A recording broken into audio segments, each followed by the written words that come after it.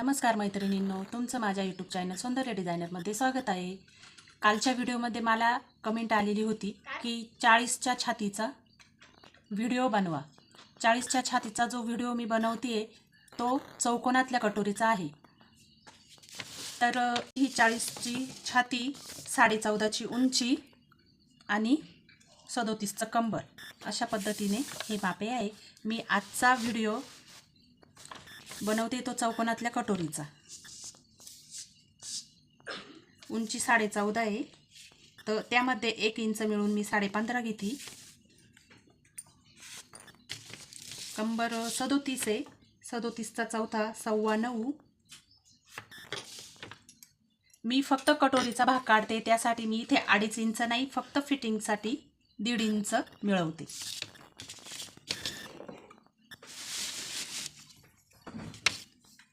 Shoulder घेते 5.25 inch.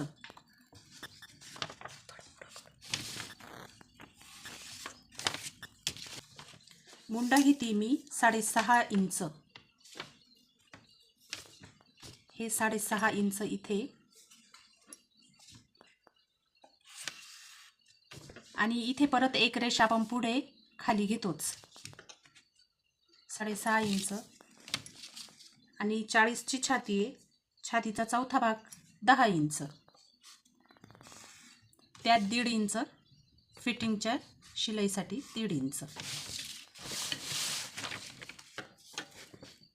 अशा प्रकारे आपण रेघ मारून घ्यायची। आता मुंडा आखून घेऊ आपण। 6.5 इंच इथे आपण 1 इंच पॉइंट 2 वरती मार्किंग करू।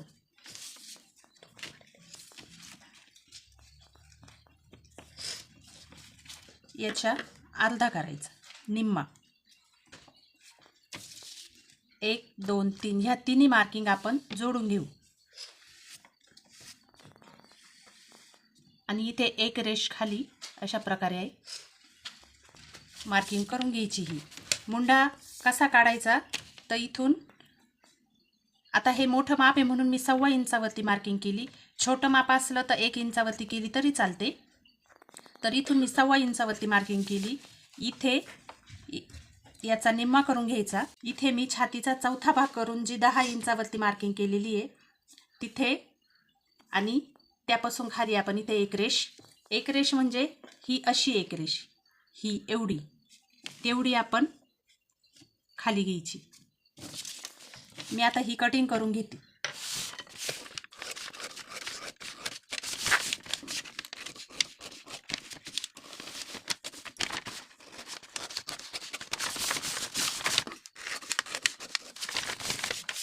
ही जी मी मापं टाकलेली आहे या मापांवरती आपल्याला चौकोनातली कटोरी कटिंग करायची।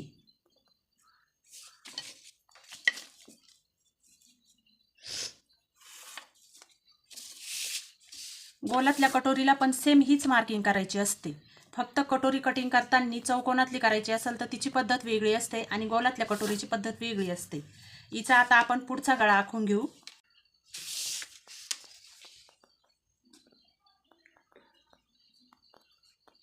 इथे मी 2 इंचावरती मार्किंग करते। हा गळा 7 इंचचा आहे। असा 7 इंचाचा आपण जर इथं मार्किंग केली तर इथे परत फिटिंगमध्ये अर्धा इंच जातं, म्हणून 7.5 इंचावरती गळ्याची मार्किंग करायची, आणि इथे 2.5 इंचावरती।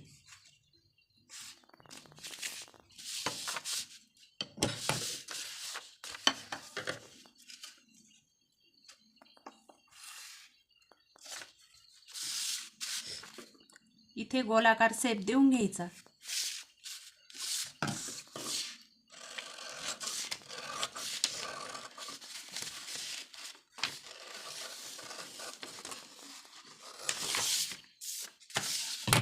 आता इथे आपल्याला कटोरीचे मापे टाकायची।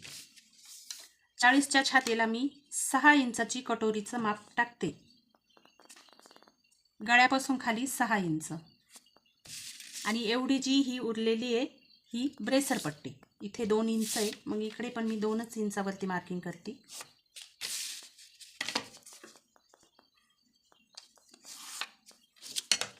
इथे 6 इंच टाकले, इकडे पण 6 इंच टाकायचे.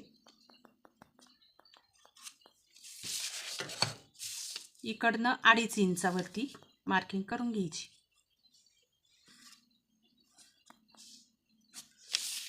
हे 2.5 इंचावरती आणि हे दोन्ही साईड 6 इंचावरती. इथे मी 1 इंच वरती मार्किंग करते. या तिन्ही मार्किंग जोडून घ्यायच्या.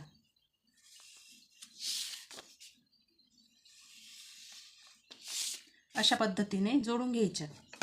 मी आता ही कटोरी कटिंग करून घेते.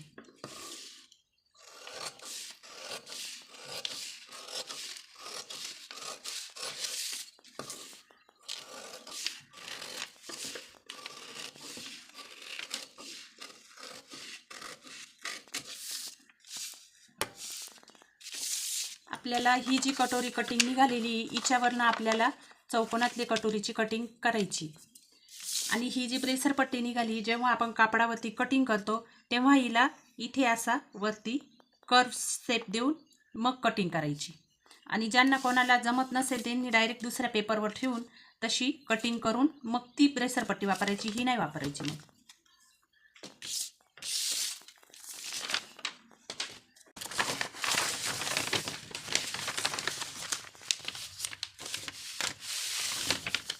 चौकोनातली कटोरी कटिंग करण्यासाठी हा जो कोना असतो, हा पॉइंट असतो पेपरला, प्रत्येक पेपरला वगैरे सर्व याला निघतो. या कोण्यावरती आपल्याला कटिंग करायची. इथे ही कटोरी अशा पद्धतीने ठेवून मार्किंग करून घ्यायची.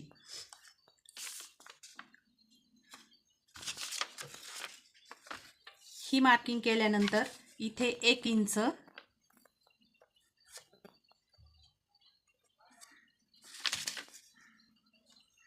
इथे पण 1 इंच अशा पद्धतीने ही रेघ आखून घ्यायची. 1 इंचावरती ही रेघ आखली की आपली ही जी कटोरी पहिली निघालेली आहे ती कटोरी अशी तिरपी ठेवायची. हा पॉइंट आहे, तुम्ही कटोरी व्यवस्थित बघून घ्या. हा पॉइंट जो आहे हा पॉइंट या रेषेवरती ठेवायचा आणि इकडे ही आपण जी रेघ आखलेली आहे तिच्यावरती हा दुसरा पॉइंट ठेवायचा. मग अशा पद्धतीने ही जी ठेवलेली आपण कटोरी आहे ही आखून घ्यायची. इकडच्या साईडने या प्रकारे नाही आखायची, इकडनं अशी इथे जॉईन करायची आपल्याला.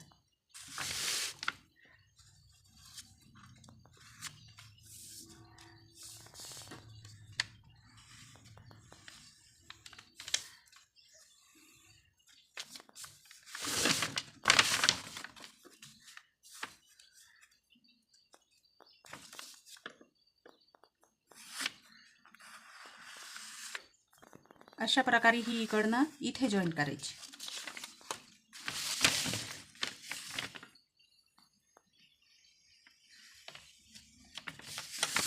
आपली ही चौकोनातली कटोरी तयार आहे. मी कटिंग करून घेते.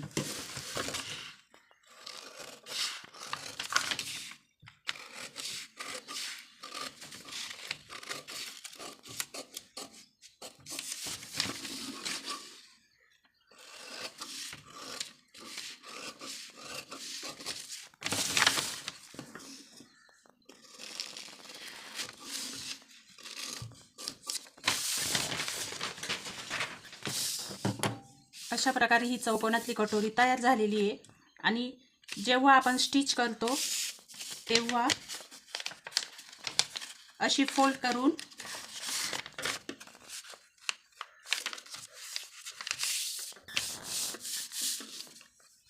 अशा प्रकारे फोल्ड करायची. हे टोक इथे ठेवायचं.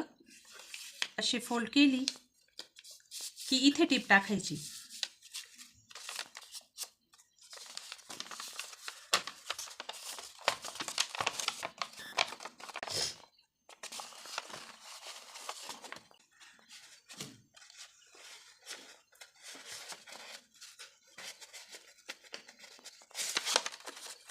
अशा प्रकारे ही चौकोनातली कटोरी आपली काढून झालेली आहे.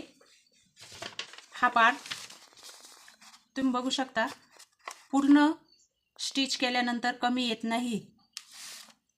आणि ही ब्रेसर पट्टी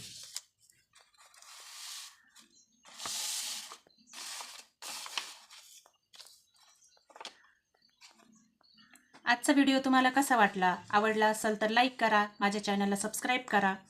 थँक्यू.